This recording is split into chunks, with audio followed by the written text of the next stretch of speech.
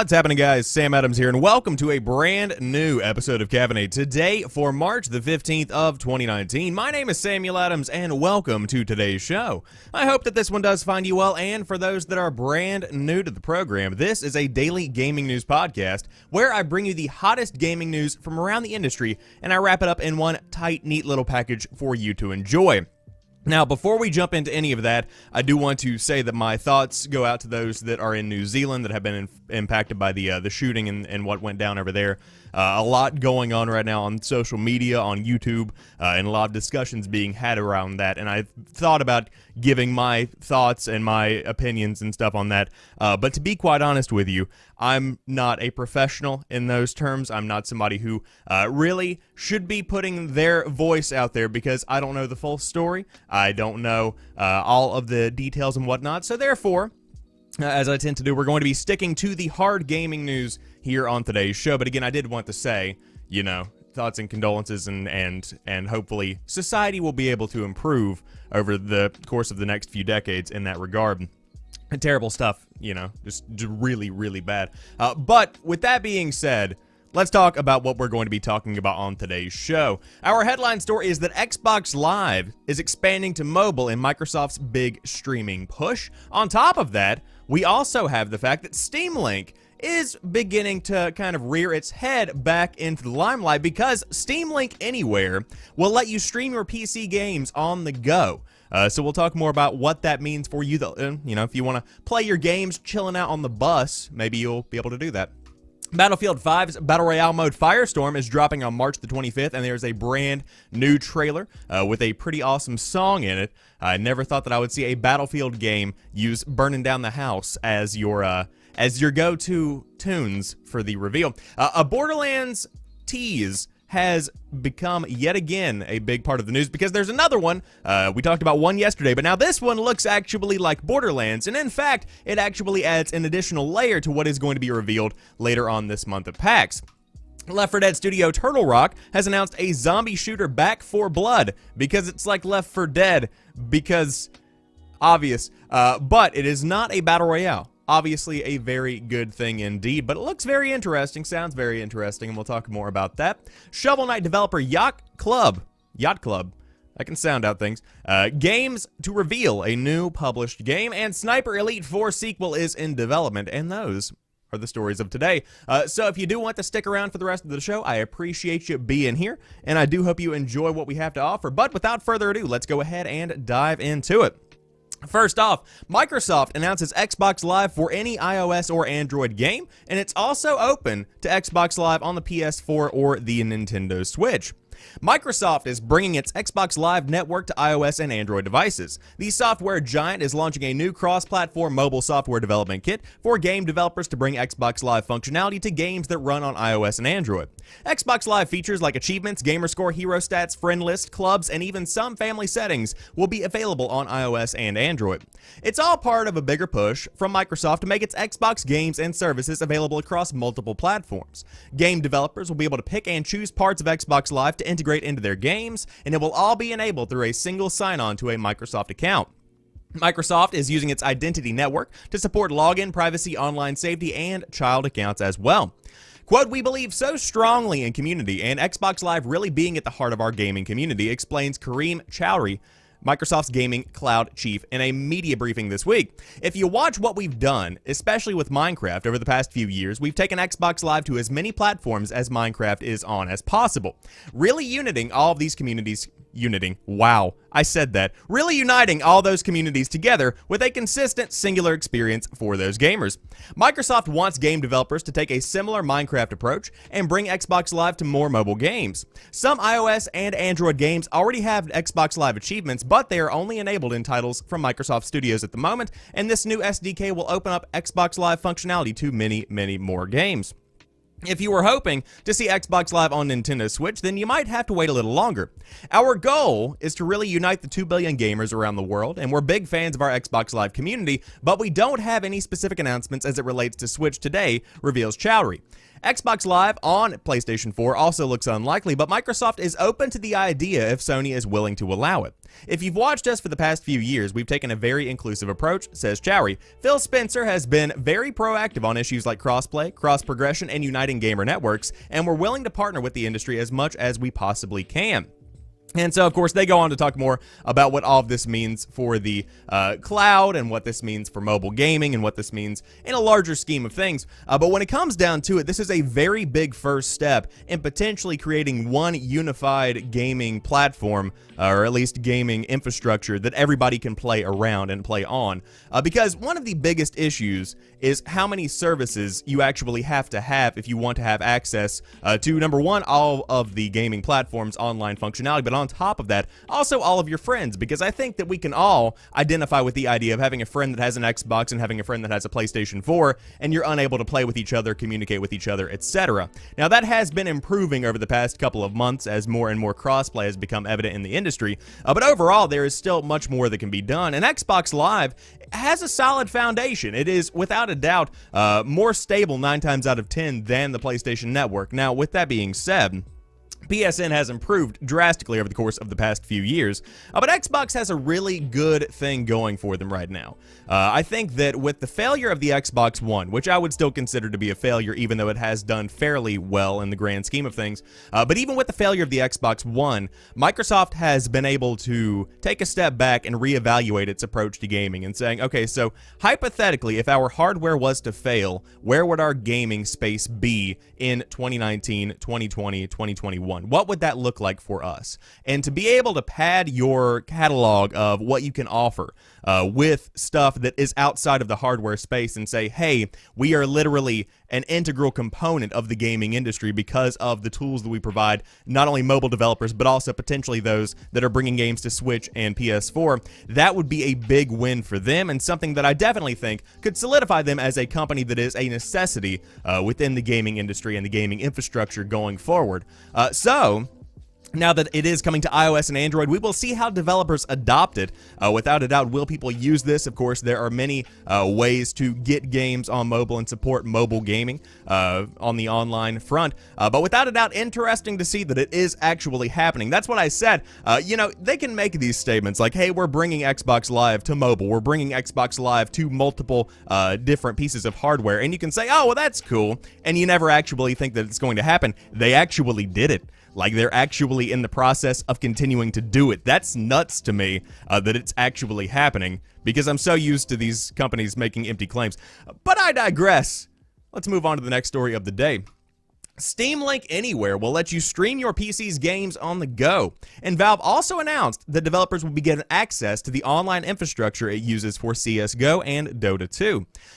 Valve has announced the pre-GDC launch of 2 potentially major new features for Steam: the early beta release of Steam Link Anywhere, which will enable streamed gaming to any compatible device, and Steam Network Sockets APIs, granting developers access to the technology and infrastructure that underlies CSGO and Dota 2. Steam Link Anywhere is an extension of Steam Link that will enable users to connect their PCs and play games from anywhere, thus the name, rather than being limited to a local network.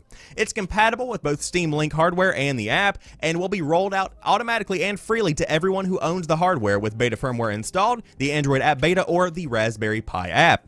You also need to be enrolled in the Steam Client beta and have the latest version installed. Assuming you've got all of that covered, you'll see an Other Computer option on the screen when searching for computers to connect to via Steam Link. Select that, follow the instructions, and you will be set. Valve did not provide a specific network requirement list, but said you'll need a high upload speed from your computer and strong network connection to your Steam Link device in order to use it. Steam Link Anywhere faces the same infrastructure limitations as other streaming gaming services. You won't get anywhere without a fast, firm network connection, but if Valve can get the performance to a reasonably good level without requiring network speeds of that 95% of the world doesn't have, it could be a very exciting step forward. Steam Network Socket APIs isn't as flashy, and that flash is definitely relative, but is aimed squarely at developers and could be even more significant to Steam's fortunes given the pressure it's facing from the Epic Games Store. It enables developers to run their game traffic through Valve's own private gaming network, providing players faster and more secure connections. It's free for developers, and a large portion of the API is now open source, which could be a pretty big draw for developers looking to incorporate online play with a minimum of fuss. If that is your bag, you can get more details detailed information at steamcommunity.com, and Valve will be talking about more of these new features on their conference day of Thursday, March the 21st at GDC. And so, another big step forward for getting out of the traditional kind of hardware space where if you're playing a PC game, you're sitting at a computer. I think this is a fantastic step forward, and the way that I would see myself using this is not necessarily on a day-to-day basis, but hypothetically, if I were to go out of town on a business meeting, if I were to go on vacation, and I happen to have a Steam Link, which has been priced as low as $5 before, you can actually stream your PC games to somewhere very far away from your home, assuming that you have two stable internet connections, one on the original end and one on the new end. That sounds like something that's fantastic. It sounds like something that is definitely going to be used by some, but my question is, and again, this is an open-ended question, how many people will actually use this? Because as somebody who has access to this type of technology within the home, so to speak, like if I didn't want to be at my PC, I don't really believe that I need this kind of compatibility and this kind of accessibility, because if I'm playing a game, I actively want to be playing a game, and if I actively want to be playing a game, I'll just sit at my PC with my keyboard and mouse where I'm most functional and be able to, you know, play the game as it's meant to be played by many developers' estimations. But with that being said, if you're not playing stuff that is a competitive online shooter, if you're playing stuff like, for instance, one that comes to mind is something like Stardew Valley, where it is very relaxed, very laid back, then sure, Steam Link sounds like a fantastic option for that. And of course, there is tons and tons of utility for this kind of wireless streaming capability. So if you did want to learn more about Steam Link Anywhere, of course, all the links for all the articles are in the description box down below the YouTube version of the show. But if you did want to pick up a Steam Link, I think they aren't selling them anymore at the moment. Now with Steam Link Anywhere, you could be seeing it kind of make a resurgence, but of course you can always check out the app on the Android platforms, and of course the Raspberry Pi app as well if you did want to learn more. And of course you can always buy a Steam Link on eBay or something. I'm sure they're relatively affordable at this point, he says before finding out they're $300. Moving on to the next story of the day, Battlefield 5's Battle Royale mode Firestorm is dropping on March the 25th. Firestorm teaser trailer is stuffed with tractors and talking heads, the band. If you're young, you might not have heard of them. They're fantastic. EA and DICE will bring 64-player Battle Royale action to Battlefield 5 on March the 25th. A trailer for the new mode, named Firestorm for its ever-encroaching ring of fire, shows off the destruction and chaos and tractors Battlefield players can expect in the brand new mode. Firestorm will be set on Battlefield's biggest map ever, of course, as to be expected. DICE and co-developer Criterion will also support solo and squad play, 16 teams with 4 players each, during which players can complete objectives to unlock access to vehicles, including tanks and helicopters, or call in reinforcements like the V1 flying bomb. DICE says Duos mode will be coming to Firestorm sometime later in April. Today's Battlefield 5 trailer does not include any actual gameplay footage from Firestorm, but offers a preview of what is to come. There is a look at the varied regions of Halvoy, which is the name of the giant map, a taste of the destructive capacity of the Ring of Fire, and how a farm tractor can become a tool of destruction in Firestorm. More details on how Firestorm plays emerged recently thanks to an apparent leak of its tutorial video, which I did talk about on Caffeinate, I believe, and shared on Twitter, but without a doubt, worth looking into because it's a free update coming to Battlefield 5 on PS4, Xbox One, and PC. Now, as Androvsky says in the chat, it's another interesting Battle Royale to try. I think the biggest point that I want to make here is that going into the reveal of the fact that there was going to be a BR mode in Battlefield 5, I specifically remember the discussion being around the fact that it was going to be squads only, which is something that is fine if it's done in the way that Apex Legends does squads, where it doesn't necessarily force cooperation down your throat, but more so allows you to work as a team fluidly. But with that being said, now we have the confirmation that not only will squads be available, but also solos on launch and duos coming later in April. And I think that's a big game changer because a lot of people like myself don't have time to really get a squad together. You know, I don't have that stereotypical kind of Friday night Battlefield style setup where I have 3 other friends that get together and we have a giant squad. It just doesn't work like that for me.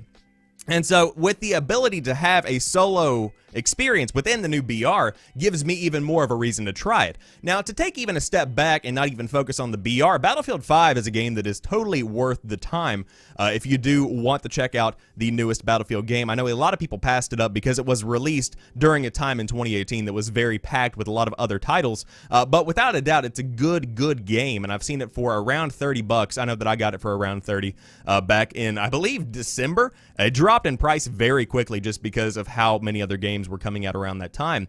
But again, free update. The trailer is without a doubt worth checking out. It's in the description box in the YouTube video down below if you did want to check it out, and it's fantastic use of a classic Talking Heads song.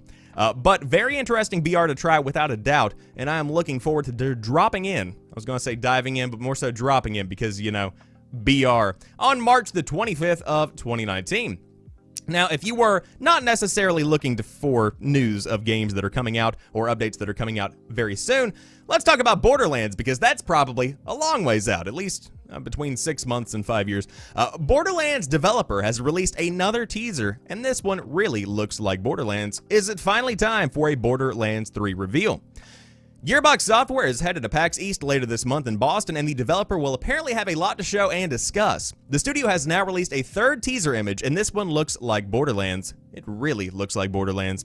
A pixelated photo posted on Gearbox's Twitter account shows what appears to be a Borderlands character staring at something in the distance. Despite being fuzzy, the image seems to depict a Borderlands-like setting, and also the cel-shaded art style as well.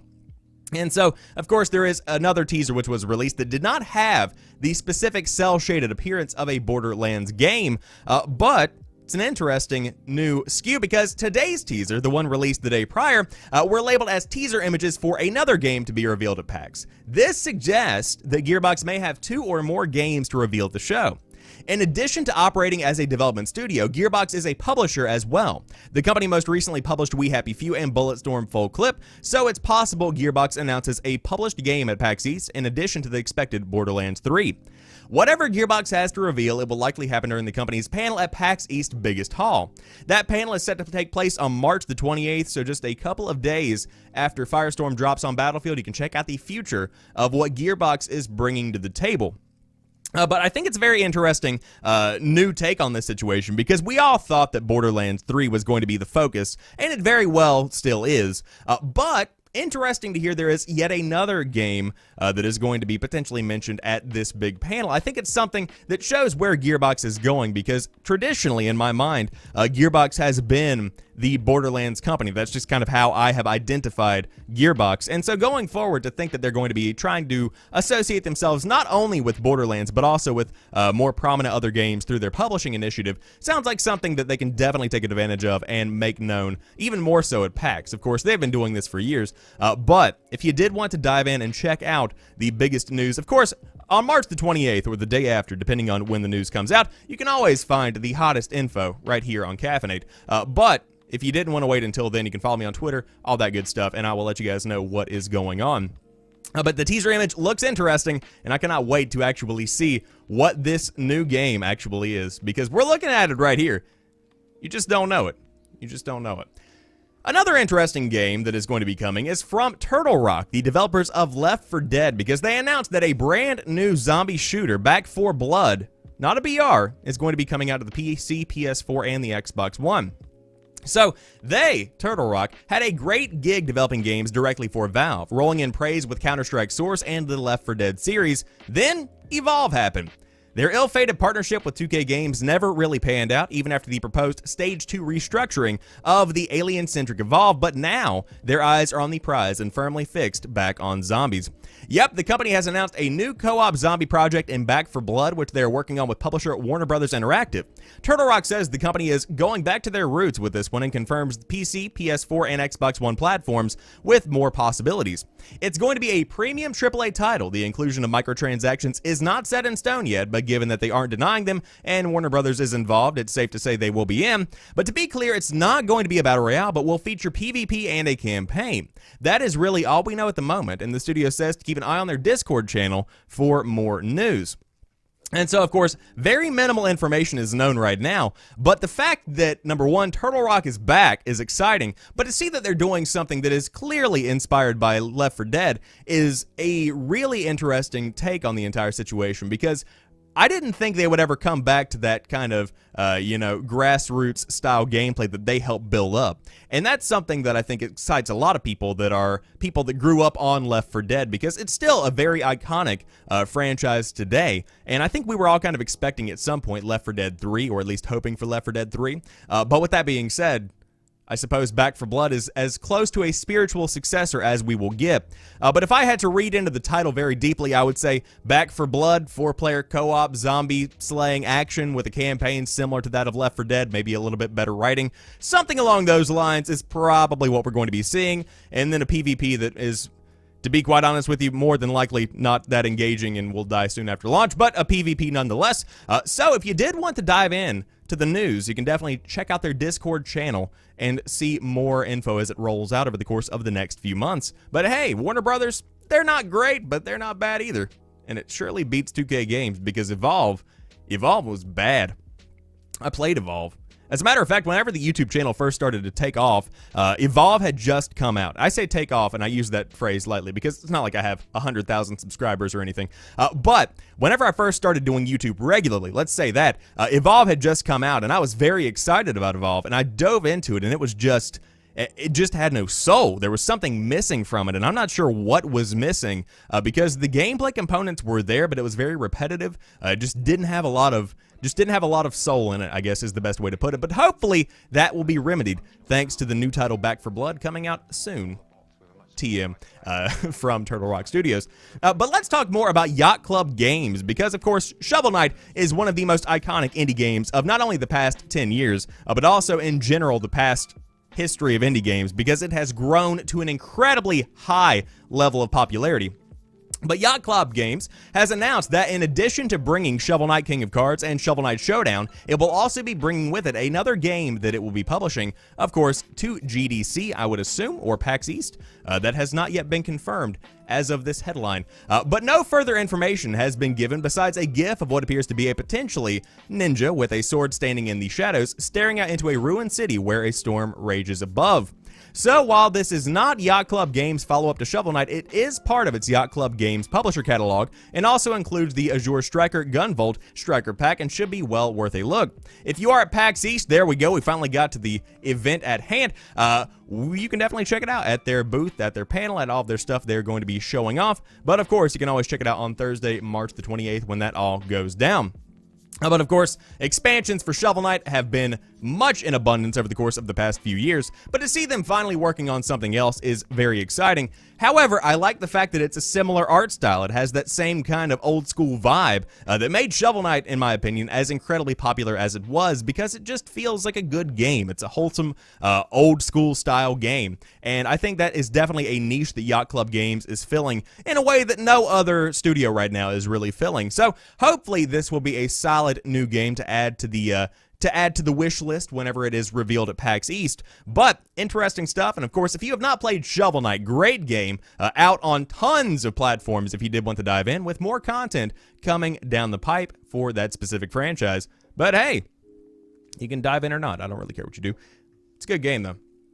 Now let's talk about this one, which is arguably interesting. In my opinion, Sniper Elite 4 is, of course, in development, but they're not going to be talking about it for at least a year. So let's all gather around, say it together. Why announce anything like that this early on? Why? Anyways, yes, they actually said it. A sequel to Sniper Elite 4 is currently in development at Rebellion, the studio announced. I am delighted to be able to announce that we are working on a sequel to Sniper Elite 4, Rebellion CEO Jason Kingsley said in a Sniper Elite development update video. It's still very early in development. We are not going to be talking about it for at least a year, but the team here are busy working away in the background to create the latest, greatest Sniper Elite experience, and there were no further details at all. Okay, so let's back up. For those that don't know, Sniper Elite is pretty much famous for the fact that you can fire a gun into any enemy from a long distance, and essentially you get a nice slow-motion x-ray of what organs you hit. That's pretty much what everybody knows Sniper Elite for. The gameplay itself is solid. The gameplay is fine. The stories have been lackluster, but again, it's not really about the story. You can shoot Hitler in his nut. That was a pretty cool little thing. But aside from that, Sniper Elite hasn't really made ripples in the industry. It's not the next big thing, so to speak. And so, in my opinion, it would have been much better to take a step back and say, hey, let's not upload this development update video and instead continue working on the game, and then just release it and say it's going to be ready, if not the same day, in 2 weeks after its announcement, because that's how you do this marketing for this specific kind of game. It's not big enough to have somebody that's sitting in the room thinking, oh good, only 362 days left until Sniper Elite 4. That's not the kind of game this is. I hate to be the one to break it to you, but it's not that good. Like, it's fine, but it's not, I've been waiting a year for it good.